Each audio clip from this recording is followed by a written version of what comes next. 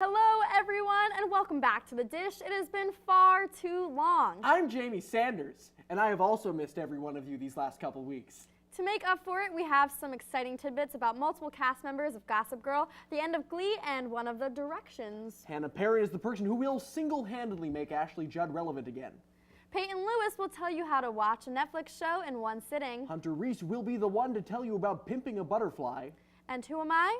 That's one secret I'll never tell. Allie, we talked about this. Talked about what, Jamie? She's Allie Reed, and you are watching The Dish.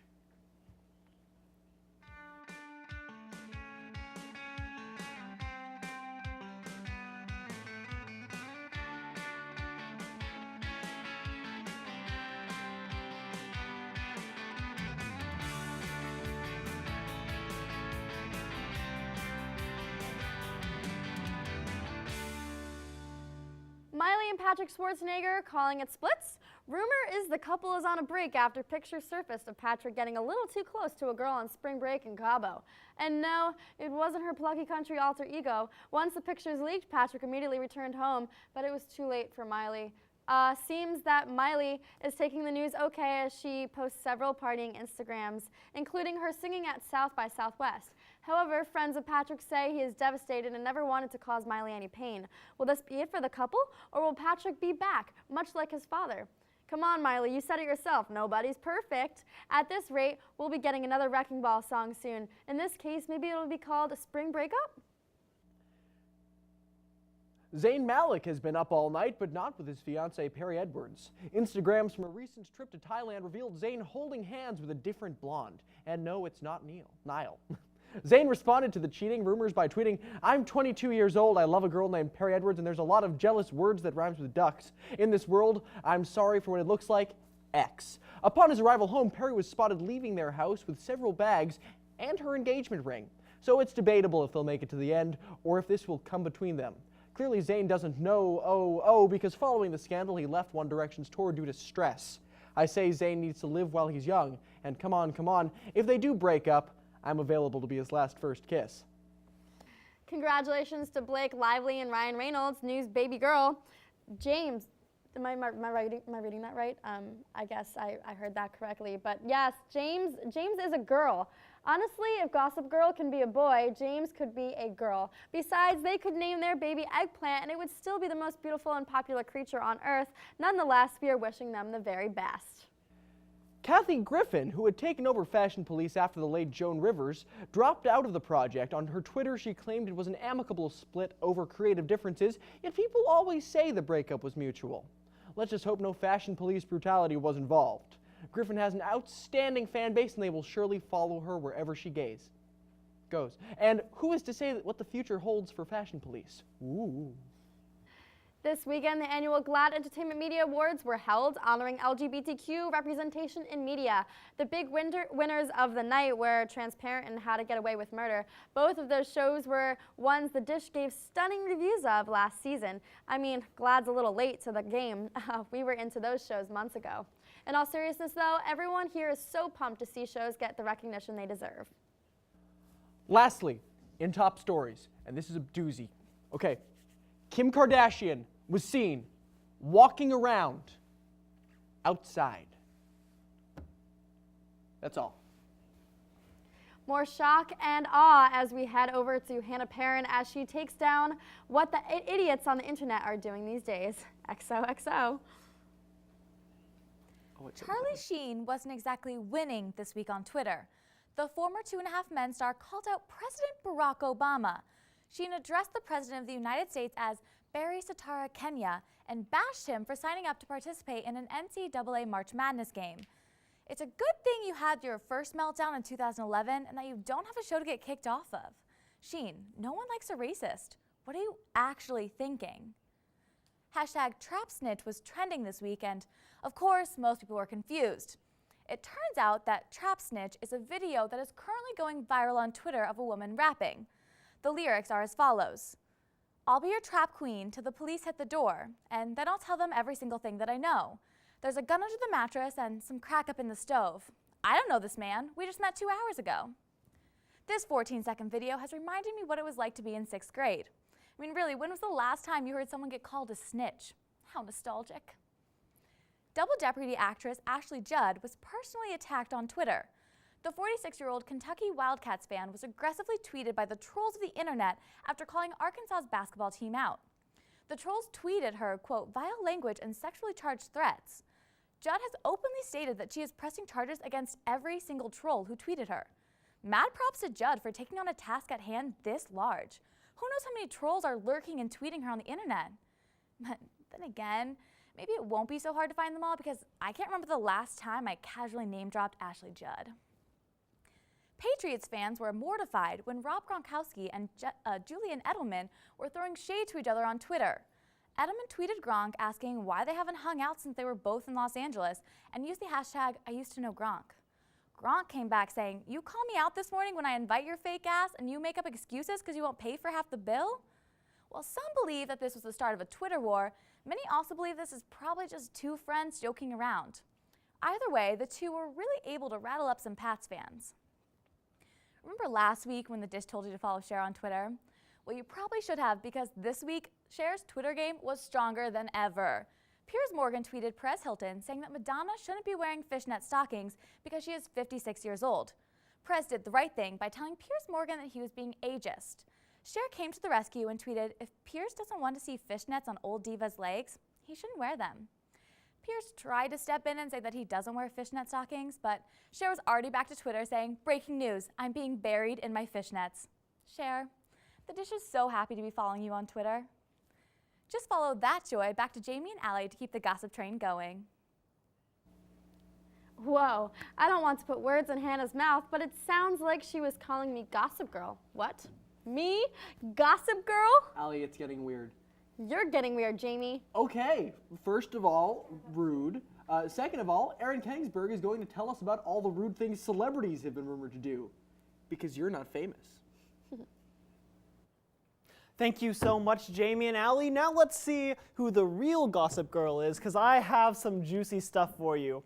Jamie Dornan might be 50 shades of freed from the character Christian Grey. Australian magazine NW reported that James's wife didn't want him to continue with the franchise because she was uncomfortable with the sex scenes. Now, I thought the whipping scenes were pretty tame, but I guess everyone has a different threshold for pain. It seems like his departure has more to do with money, actually, than marriage. According to The Hollywood Reporter, James will only sign on for the next 2 films if he gets a raise. To add to the confusion, Jamie recently said, there are times when I'll be like, someone made a 50 Shades of Grey movie, that's funny. And then I'll be like, wait, I'm that guy. The fact that Christian Grey himself can't remember who Christian Grey is doesn't exactly bode well for his return. Incest is best, according to Jessica Simpson.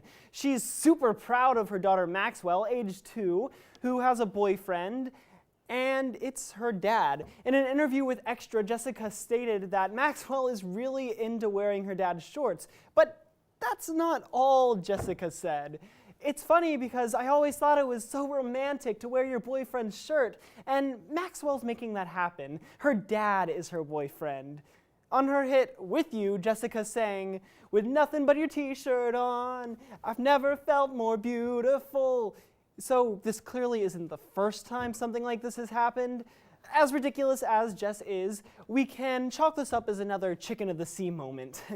I think it's sweet that Max loves her dad, and I hope they can have a better relationship than Jessica and Joe Simpson, or Jessica's relationship with Tuna. I'll leave that disturbing tidbit and bring you back to Jamie and Allie.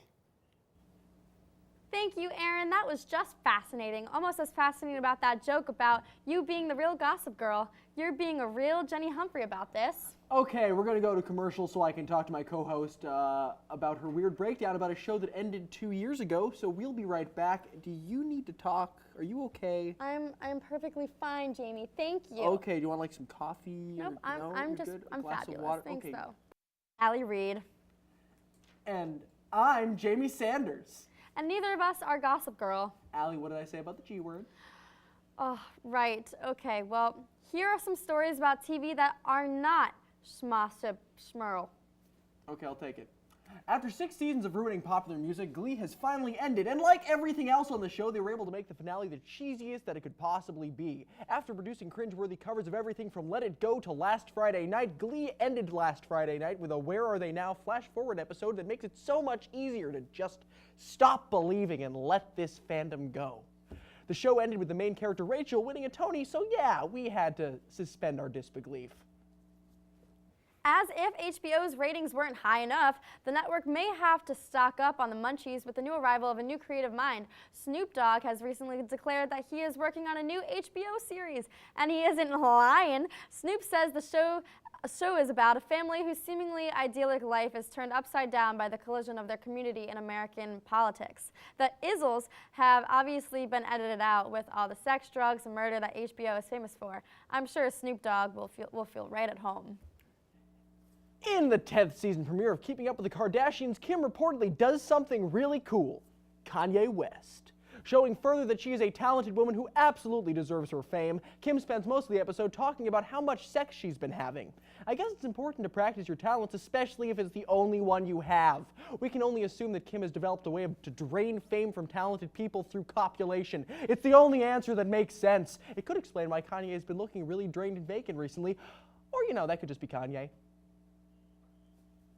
Rhaegar, Viserion, and Drogon, fearsome beasts of fire and smoke, children of Daenerys Targaryen, the last of the dragons that helped to forge an empire that spanned a continent, are inspired by chickens. Yes, chickens. The visual effects company that created Game of Thrones' favorite flying fiends reportedly used store-bought chickens to create an anatomically believable fantasy creature. In other news, King Joffrey was reportedly inspired by a literal piece of poop.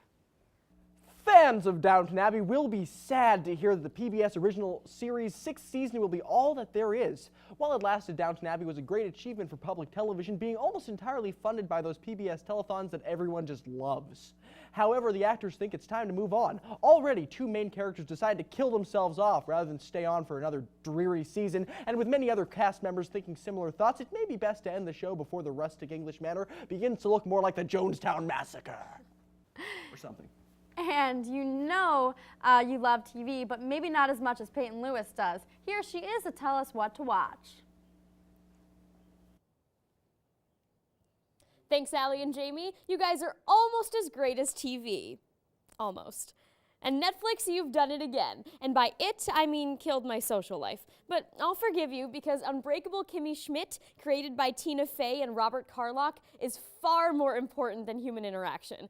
The series follows Kimmy Schmidt, played by Ellie Kemper, who is re-immersing into society after a 15-year-long kidnapping. The cast of the show is comparable to the guest list of an SNL after-party, including Jane Krakowski, Titus Burgess, Carol Kane, John Hamm, Nick Kroll, and Tina. Krakowski co-stars as a Native American turned Manhattan housewife, so basically Jenna Maroney 2.0. But the real breakout star here is Kimmy's Broadway-obsessed roommate, Titus Andromedon, played by Titus Burgess. Seriously, every single one of his lines is memeable. The show is available on Netflix, so if you haven't already seen it, you really have no excuse. Unless you're living in an underground bunker, I guess. I mean, the next show I'm talking about is called The Slap, so I really can't blame anyone but myself for binging on it. As you may have guessed, the series kicked off with a grown man slapping a child at a family cookout. Classic cookout behavior. The remainder of the series revolves around the different families and the troubles that unravel as a result of the slap. The message of the series is basically that while none of the characters are perfect, they all love each other, and that's what's important. Aw, NBC, you're so daring. It should also be noted that Dan Humphrey, aka Penn Badgley, has a recurring role as Uma Thurman's friend with Benny's. As if, Humphrey, as if.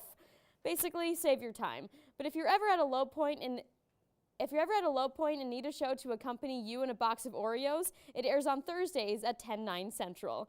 And I'll leave you with those wise words of recommendation. Back to you guys. Thanks for that, Peyton. Who knew we could fit so many Gossip Girl references into one episode? It's honestly kind of amazing. Which Gossip Girl character are you, Jamie? I think I'm Dorota, Blair's maid/servant/best friend. How about you?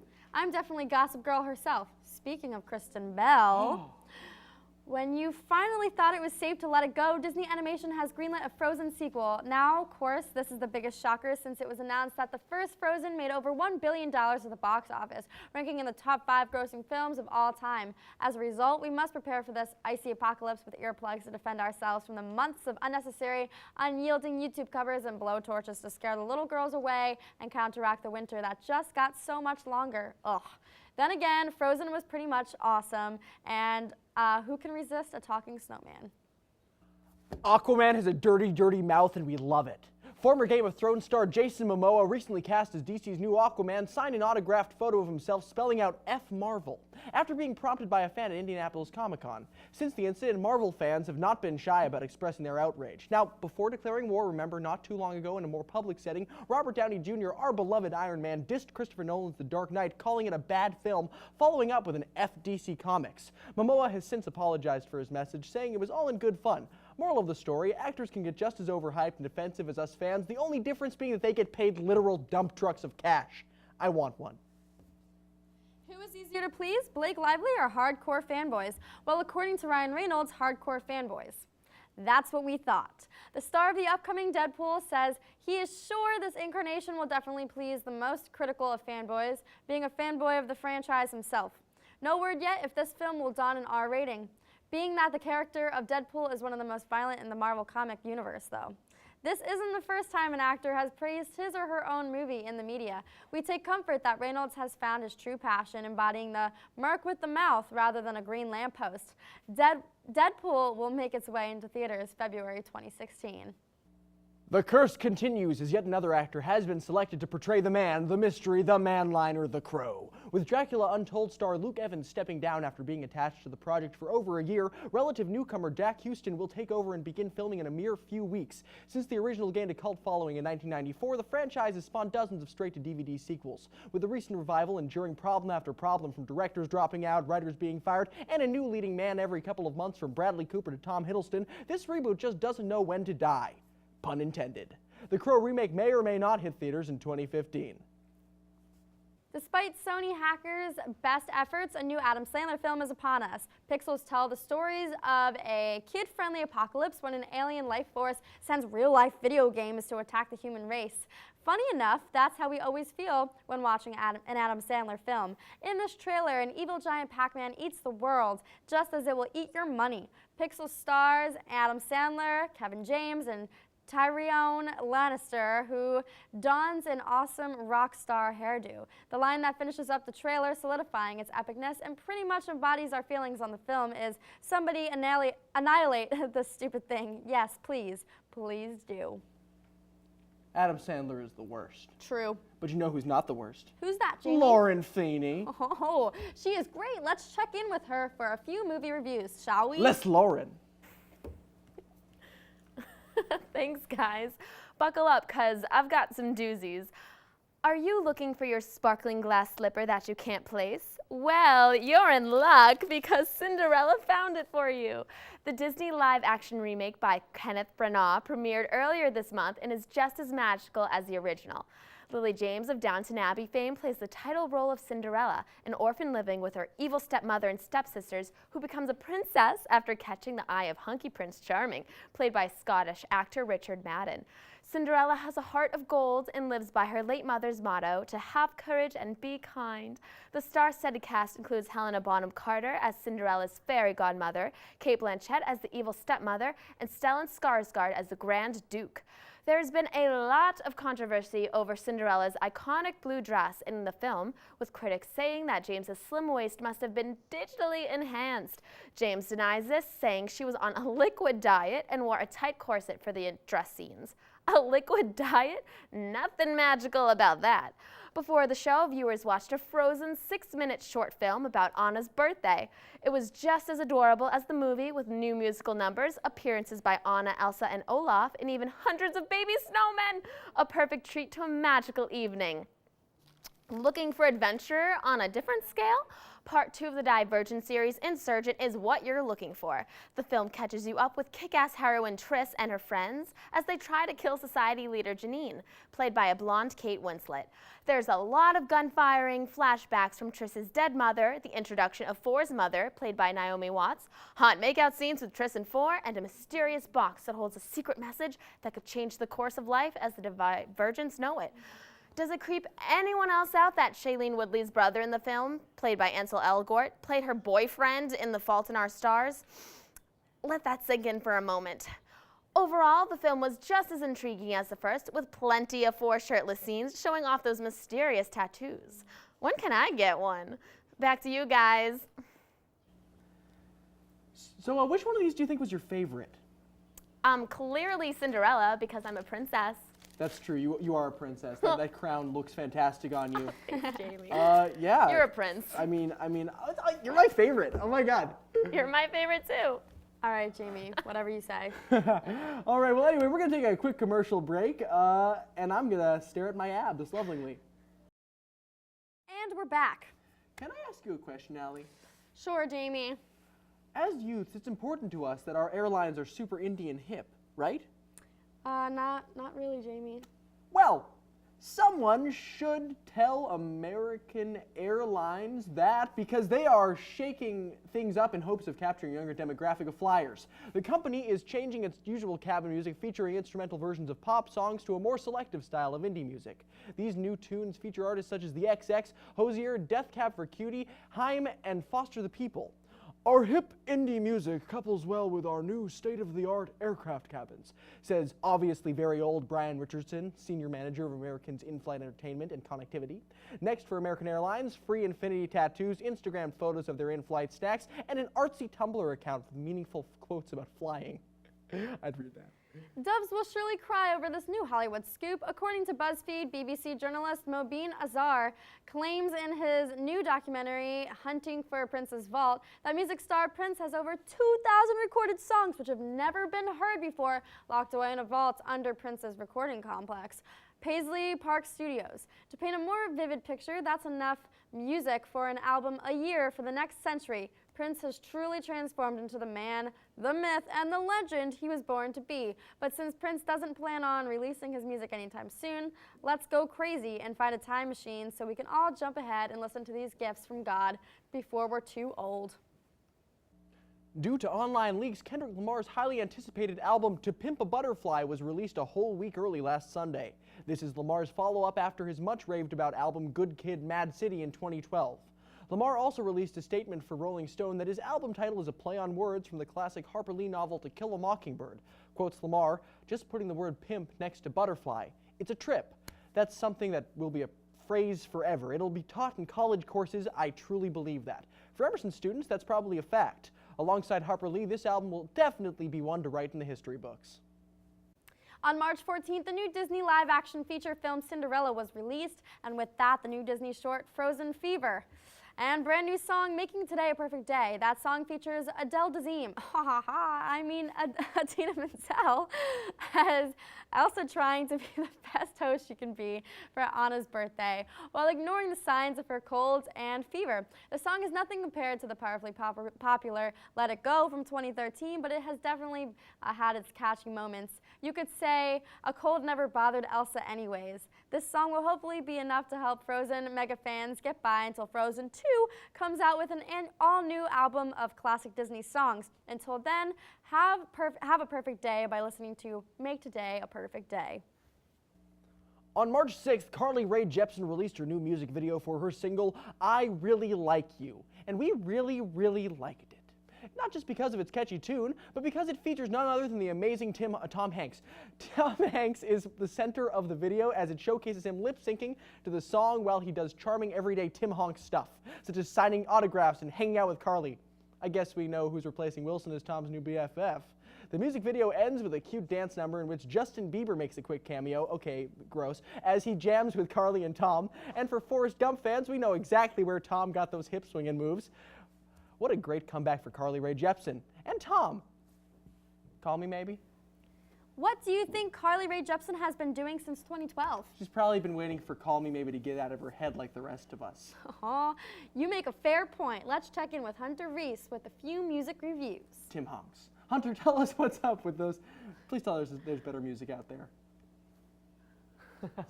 Thanks, guys. I think I might have a few things you might like. Compton-bred rapper Kendrick Lamar has released his second studio album called To Pimp a Butterfly. Sadly not throwback mashup of Crazy Town's Butterfly and Snoop Dogg's P.I.M.P., the album is full of jazzy beats and complex lyrics. The cover pictures a gang of bare-chested hooligans flashing booze and money on the White House lawn, including Lamar holding a baby. No, he's not trying to show off the new orphans he adopted, he's making a statement.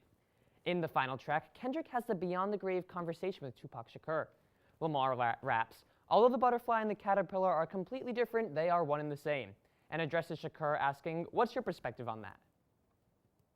Oh, you're waiting for an answer. Tupac's dead.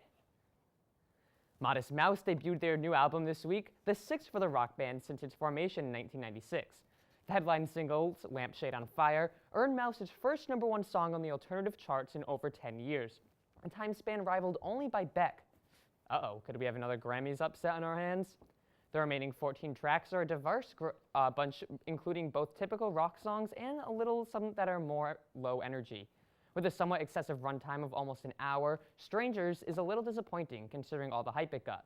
If Modest Mouse can't get the album right after 8 years on working on it, they might as well stop trying. Beck is the exception, not the rule. Country Music Award winner Casey Musgraves has a new single out titled Biscuits. Get your minds out of the gutter, people. It appears she's actually singing about biscuits and gravy. Paula Deen would be proud. Although it does suggest that country artists just can't resist twisting their lyrics to include something stereotypically Southern. Well, go right ahead, Southerners. Up here we've got... Moving on. With a banjo playing in the background, Musgraves tells gossipers to mind their own business, biscuits, and life will be gravy. Come on, Casey, haven't we heard that somewhere before? Who needs biscuits when you can just shake it off? And that's all the things I have for you today, and now we're gonna go back to the desk. Thank you so much, Hunter. This has been a great show, hasn't it, Allie? Oh, it's been fantastic. And, thanks for watching. Thank you so much for watching. We'll be here next time, and remember, I'm the real Gossip Girl. XOXO.